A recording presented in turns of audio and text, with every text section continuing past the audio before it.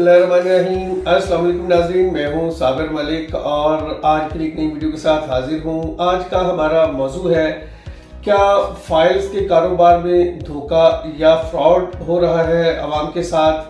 तो ऐसा हरगिज़ भी नहीं है। फाइल्स का जो कारोबार है वो वक्त की ज़रूरत है। गरीब आदमी लमसम पेमेंट देने से कासिर होता है और उसकी ख्वाहिश भी होती है कि किसी अच्छी हाउसिंग सोसाइटी के अंदर मैं अपनी रहाइश के लिए प्लॉट लूँ, जिस वजह करके वो फाइल्स को प्रेफर करता है और फाइल्स के अंदर डाउन पेमेंट, कंफर्मेशन और फिर छोटी इंस्टॉलमेंट और बगूल पेमेंट के साथ 3 से 4 साल के अरसे में पेमेंट्स करता है।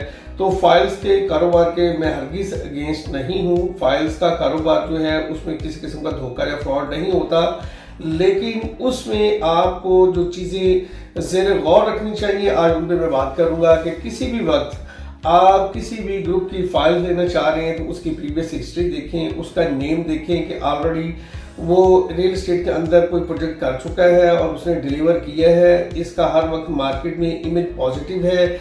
इसके लिए ग्राहक जो है इंतज़ार कर रहे होते हैं कि जब ये कोई प्रोजेक्ट लॉन्च करे तो हम इसमें ख़रीद करें। तो ये वो बेसिक चीज़ें हैं जो कि देखना बहुत ज़रूरी है। इसके साथ साथ इससे जो अगले स्टेप्स हैं कि इस लैंड का एनओसी है, ये कितनी लैंड का एनओसी है और कितनी फाइल्स दे रहे हैं, ये सब बेसिक इंफॉर्मेशन आपके पास होना बहुत ज़रूरी है ताकि आप किसी बड़े नुकसान से बच सकें। अब हम बात करते हैं आगे इन फाइल्स के अंदर जो आपको नुकसान का खदशा होता है वो उससे आप कैसे बच सकते हैं। तो पहले तो जैसे मैंने आपको कहा कि आपने गौर करना है कि इस ग्रुप ने ऑलरेडी कितना डिलीवर किया है, कितना काम किया है और इसकी मार्केट में साख क्या है।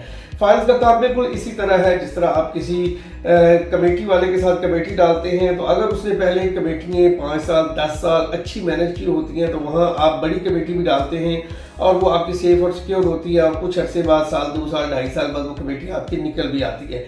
तो अगर आप इसी तरह एक ऐसे बंदे के साथ कमेटी डालते हैं जिसने कभी पहले कोई कमेटी रन ही नहीं की या एक आध रन की है, छोटी कमेटी रन की है और अब इकट्ठी 50 लाख वाली कमेटी शुरू कर रहा है या 25 लाख वाली कमेटी शुरू कर रहा है और आप उसके साथ उस कमेटी में जुड़ जाएं, तो पता चलता है कि 6-8 कमेटियों के बाद जो उसकी अपनी या उसके रिलेटिव्स या फ्रेंड्स की कमेटियाँ थी वो तो निकली हैं और बाकी लोग जो हैं वो बाद में उसके पीछे रिकवरी के चक्कर में फिर रहे होते हैं। तो सेम लाइक जो फाइल्स का काम है वो भी इसी तरह है, ये साख पे और रेपुटेशन पे डिपेंड करता है।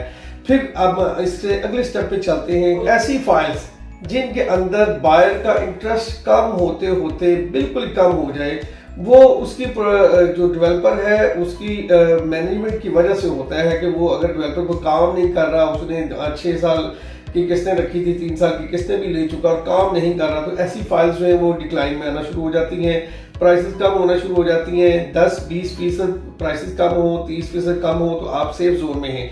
लेकिन अगर किसी सोसाइटी की 40 to 50% प्राइसेस डाउन पेमेंट से कम हो जाए तो समझिए कि आप एक ऐसी कश्ती में बैठ चुके हैं जहां अब आपको जो है एक लंबा या तो लॉस उठाना पड़ेगा या लंबा इंतजार करना पड़ेगा। क्योंकि बहुत सारी सोसाइटीज ऐसी हैं जो उनकी फाइल्स 50% माइनस में भी चले जाएं तो वो उसको स्टेबल करने के लिए मुख्तलिफ टैक्स और स्ट्रेटजीज अपनाती हैं और दोबारा उनको रिकवर भी कर लेती हैं।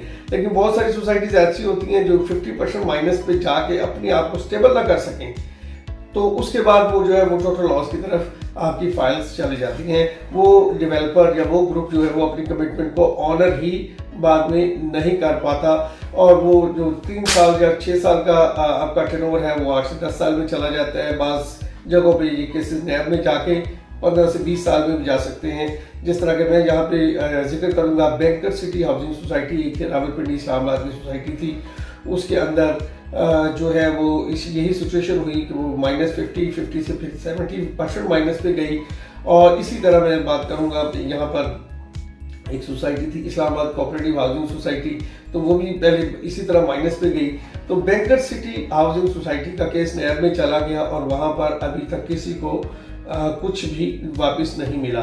इसी तरह मैं बात करूंगा ईडन हाउसिंग सोसाइटी लाहौर में, ईडन ग्रुप के नाम से उन्होंने बहुत सारा काम किया। वो सोसाइटी भी 20-30% 40% माइनस में गई, 50% माइनस के बाद जाने के वो अपने आप को स्टेबल नहीं कर सके।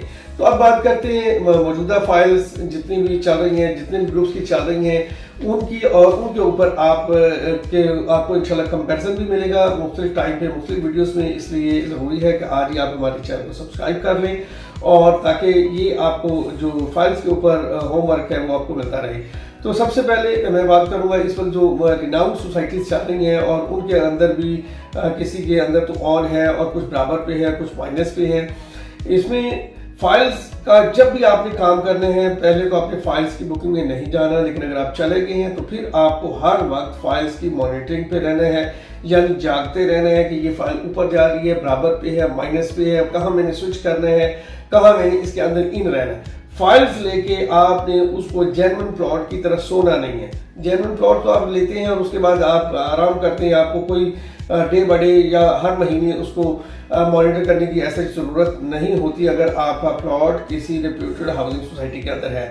लेकिन अगर आपके पास रजिस्ट्री और इंतकाल वाला प्लॉट है तो उसको भी महीनों में एक आध चक्कर आपको रखने की बहुत ज़रूरत पड़ती है।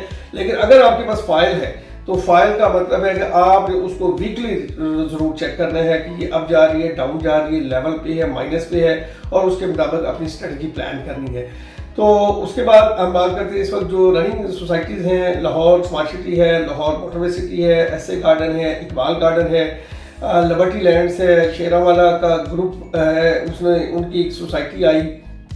अब शेरावाला ग्रुप की मैं बात इसलिए करूंगा कि इन्होंने ऑलरेडी लोगों को डिलीवर किया है, लोगों के साथ एक साख बनाई है। छोटा ग्रुप होने के बावजूद इसकी फाइल इस वक्त मार्केट में आई और फॉरेन बिकी और ट्रेड हो रही है। फिर इसके बाद आते हैं blue town, blue world city Islamabad का ये ग्रुप है। इन्होंने भी ये जिस लोकेशन पे सोसाइटी दी है शेरावाला ने और ब्लू टाउन ने, अगर कोई बंदा लोकेशन देख ले तो शायद उनकी फाइल भी ना ले और दोबारा वहां पे जाने का भी ना सोचे। लेकिन उन दोनों की रेपुटेशन की वजह से, शेरावाला ग्रुप की रिप्यूट की वजह से उसकी फाइल अभी तक जो है वो मार्केट में अच्छा ट्रेड हो रही है। फिर ब्लू टाउन है, उसकी बुकिंग हो रही है। जैतून सिटी बैगे टाउन लाहौर सेक्टर ABCD से तकरीबन कोई 7-8 किलोमीटर आगे है। तो इसकी लोकेशन भी इस वक्त जो है वो कोई अट्रैक्टिव लोकेशन नहीं है। और इसकी जो है वहाँ पे जैतून ट्यूलिप के नाम से डील आई है, फिर न्यू लाहौर सिटी की से पहले डील है। और फिर हम अब बात करते हैं शरकपुर रोड की, Al Jalil garden, Marina sport city, Shadman enclave जैसी सोसाइटीज़ के अंदर भी फाइल्स मौजूद हैं। तो इन सब सोसाइटीज़ के ऊपर इंशाल्लाह हम आपको डिटेल कंपैरिजन देते रहेंगे। लेकिन ये जो फाइल्स का कारोबार है ये बेहतरीन है उस आदमी के लिए जो मंथली सेविंग करता है, लेकिन उस आदमी को इन चीज़ों के ऊपर गौर करना है। जैसा कि मैंने वीडियो के स्टार्ट में ही बताया, ये कोई धोखा या फ्रॉड नहीं होता। डेवलपर भी चांस पे प्ले कर रहा होता है और हमारे रियल एस्टेट इंडस्ट्री के अंदर हर बंदे की ख्वाहिश है कोई एक मॉडर्न लिविंग में अपना प्लॉट ले या घर बनाए। तो जिस वजह करके वो इन डेवलपर्स या ग्रुप्स को फॉलो करते हैं बजाय कि एक छोटे टाउन के।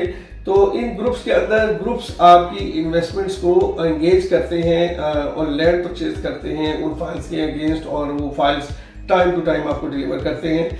बहुत सारे बहरिया के भी ऐसे प्रोजेक्ट हैं जो कि 3 साल पे बुक किए गए और 6-6, 7-7 साल में उनको जाके पोजेशन मिला है। इसी तरह मैं बात करूंगा लाहौर में central park cooperative housing society की, जो कि 3 साल पे 4 साल में बुक हुई और बहुत सारे लोगों को 70-80% लोगों को प्लॉट्स अभी तक डिलीवर हो गए। 20-30% लोग अभी भी 20 साल बाद अपने प्लॉट्स के इंतजार में हैं। बात करेंगे state life cooperative housing society phase 2 की, तो उसके अंदर भी 2002 में 3 साल के इंस्टॉलमेंट प्लान पे प्लॉट्स ऑफर किए गए और वो फाइल्स की पेमेंट 2005 तक मुकम्मल हो गई, जबकि आज 2022 है, अभी तक वो कोई भी प्लॉट ऑन ग्राउंड नहीं है।